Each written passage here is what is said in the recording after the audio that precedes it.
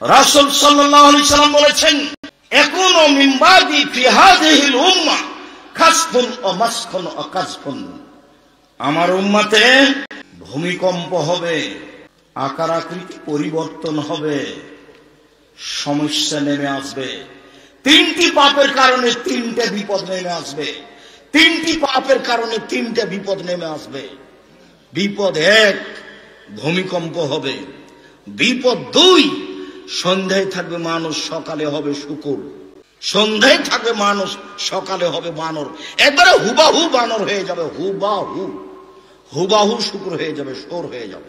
যারা গান বাজনা, খেলতামাশা, বাদ্যযন্ত্রে মত্ত আছে, যারা নাচ গানে মত্ত আছে, তারাই। সব হাদিস একই রকম। সমস্যা সমস্যা বিভিন্ন দিক থেকে নেমে আসবে। মাদ্রাসায় মারামারি, মসজিদে মারামারি, আলেম ওলামার একজন আর একজনের বিরুদ্ধে কথা বলা, একজন আর একজনকে ধুয়ে ছেড়ে দিচ্ছে চিন্তা ভাবনা ছাড়াই। সমস্যা নেমে আসবে। জমির দাম যা, রেস্ট্রি খরচও প্রায় তাই। সমস্যা নেমে আসবে। এক, ভূমিকম্প।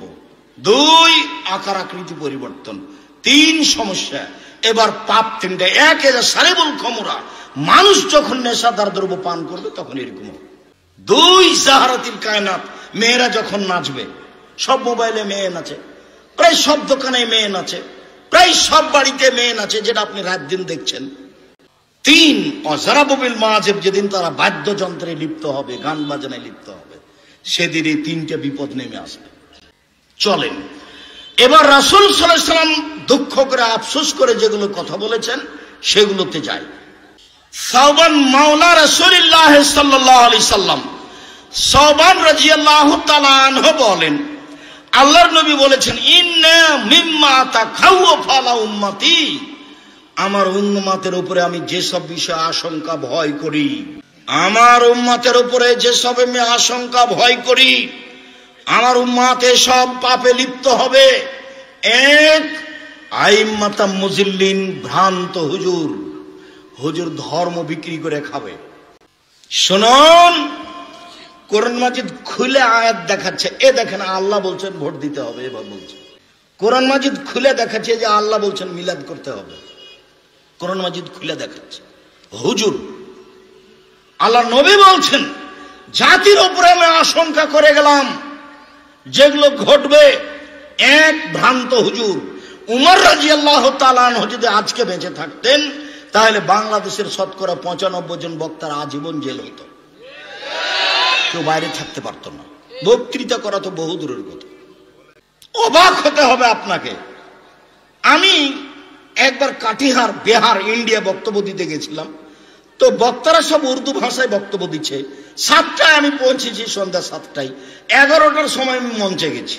মঞ্চে গিয়ে সালাম দিয়ে বলছি যে আমি সন্ধ্যা 7টায় এসেছি, 11টায় মঞ্চে আসলাম।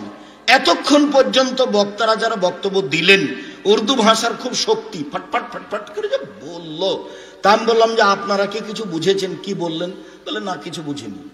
তা আমি এবার সভাপতি সাহেবকে বললাম, সভাপতি সাহেব আপনি বলেন তো আপনি কি বুঝলেন? সভাপতি আবার আমাদের জামিয়া সালাফের যিনি বুখারীর শিক্ষক, হেড মুহাদ্দিস, যিনি জামিয়া সালাফিয়া বানারসে মুহাদ্দিস ছিলেন, তার পিতা সভাপতি। তিনি আবার ওই দারুল উলুম দেওবন্দ থেকে দাওরা করেছিলেন। আপনি কিছু বুঝলেন? বলছে আমিও কিছু বুঝিনি। তো তাহলে এবার আমি বলি, আমি সন্ধ্যা 7টা থেকে 11টা পর্যন্ত বক্তব্য শুনেছি, আমি একটাও বুঝিনি। কি যে বললেন হুজুর, আল্লাহই ভালো জানে। তা আমি তো তাকে কোরআন হাদিসের কথা বলতে দেখলাম না। ওই অবস্থায় এখানে ভ্রান্ত হুজুর।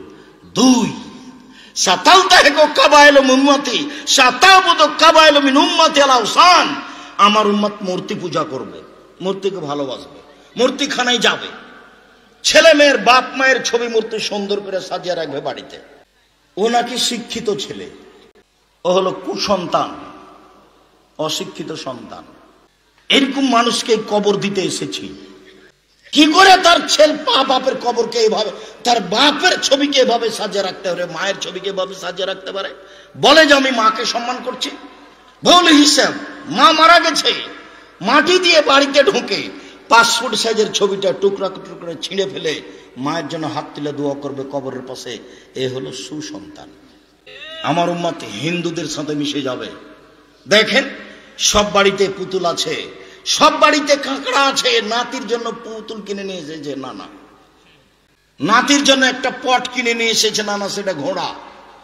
নাতির জন্য একটা কাপড় কিনে নিয়ে এসেছে, তাতে আছে আপনার ওই কার্টন। যেখানে যাবেন সব ইহুদি খ্রিস্টান রাস্তাঘাট ঘিরে রেখেছে। তিন, সাতালতাকে কাবাইল মিন উম্মতি বিল মুশরিকিন, আমার উম্মত মিশে যাবে হিন্দুদের সাথে। নেন এবার বিবাহ লাগলে বাদ্যযন্ত্র কাদের বাড়িতে হতো? হিন্দুদের বাড়িতে। মুসলমানের ছেলেরা দৌড়েই যেত। এখন তো প্রায় সব বাড়িতে গান বাজনা। ছেলে মেয়ের বিবাহ একবারে বাদ্যযন্ত্রের মাধ্যমে। আল্লাহ নবী বলছেন হিন্দুদের সাথে মিশে যাবে। এক, ভ্রান্ত হুজুর ধর্ম বিক্রি করে খাবে। দুই, মূর্তি পূজা করবে। তিন, হিন্দুদের সাথে মিশে যাবে। চলেন কাছাকাছি চলে আসি। আব্দুল্লাহ চলে এসেছে, আব্দুর রহিম রাস্তায় কাছাকাছি।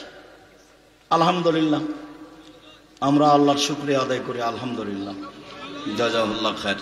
তাদের খিদমত আল্লাহ কবুল করুক, আল্লাহুম্মা আমিন। আপনারা আব্দুর রহিম আশা এবং বক্তব্য শেষ হওয়া পর্যন্ত ভদ্রতা বজায় রেখে বক্তব্য মূল্যায়ন করার চেষ্টা করবেন। সাদ করে দেখতে আসলেন, দেখে চলে গেলেন, এটা ভালো হবে। আসলেন ভদ্রতা বজায় রেখে বসে কথা শুনবেন, যেটা আল্লাহ রাসূলের নিয়ম। আপনিও শান্তি পাবেন, আমিও শান্তি পাবো। মানুষ ইহুদি খ্রিস্টানের সাথে মিশে যাবে। আব্দুল্লাহ ইবনে উমর বলেন, রাসূল সাল্লাল্লাহু আলাইহি ওয়াসাল্লাম বলেছেন, লা ইয়াতিয়ান্না আলা উম্মতি মা তাআলা বানি ইসরাঈল, আমার উম্মত ইহুদি খ্রিস্টানের সাথে মিশে যাবে। হাজওয়ান নাল বিন নাল, ডান পায়ের জুতা যেমন বাম পায়ের সমান। অন্য হাদিসে এসেছে ডান হাতের বিঘত যেমন বাম হাতের সমান। আমার উম্মত ইহুদি খ্রিস্টানের সাথে মিশে যাবে চাল চলনে, পোশাক আশাকে, খাতা কলমে, শিক্ষায়, চলাফেরাতে, গাড়ি বাড়িতে, সবকিছুতে আমার উম্মত তাদের সাথে মিশে যাবে। ডান হাতের বিঘত যেমন বাম হাতের সমান সমান সমান মিশে যাবে। ডান পায়ের জুতা যেমন বাম পায়ের সমান সমান সমান মিশে যাবে। এই কথা বলতে বলতে আল্লাহ রাসূল ভাষাগত নিচে নামলেন। ভাষাগত নিচে নামতে নামতে বলছেন যে ইহুদি খ্রিস্টান যদি খোলা মাঠে মায়ের সাথে জেনা করে থাকে, আমার উম্মত মায়ের সাথে জেনা করবে। 31st নাইট কিভাবে আপনার ছেলে মানতে পারে, কিভাবে মূল্যায়ন করতে পারে? আল্লাহ রাসূল এইভাবে আফসোস করে বললেন। দেখেন না, বাপ প্রতি মাসে উমরা করে, রমজান মাসে উমরা করে, হজ করে, মাথায় টুপি আছে, মেয়ের সাথে আছে, স্কিন পায়জামা পরে আছে। এটা আপনাদের দিন রাত চোখে দেখা। দিন রাত রাস্তাঘাটে, অফিস আদালতে, কোর্ট কাচারিতে, শহরে এগুলো দেখছেন।